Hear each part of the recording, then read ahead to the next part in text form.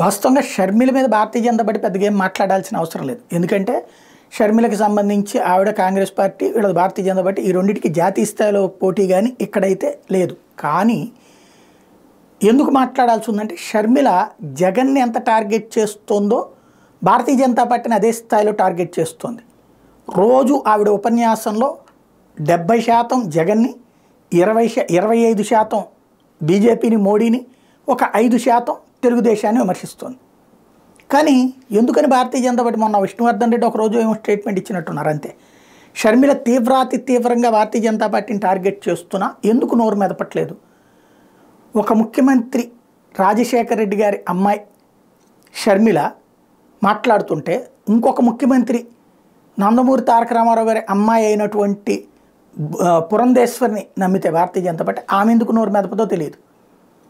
అట్లాగే మిగతా పార్టీ నాయకులందరితో కూడా ఎందుకు నోరు మోయిస్తుందో తెలియదు.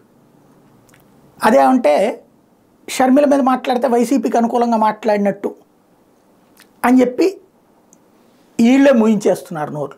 అసలు ఆవిడ మాట్లాడుతుంది డైరెక్ట్గా బీజేపీనే కదా, మోడీనే కదా, ఫ్యాసిస్ట్ ప్రభుత్వం, రాక్షస ప్రభుత్వం, మత్తత్వ ప్రభుత్వం అని రోజు మాట్లాడుతుంటే నోరు మెదపకుండా కూర్చోవడం అన్నటువంటిది అది ఎక్కడ వ్యూహమో అర్థం కాదు.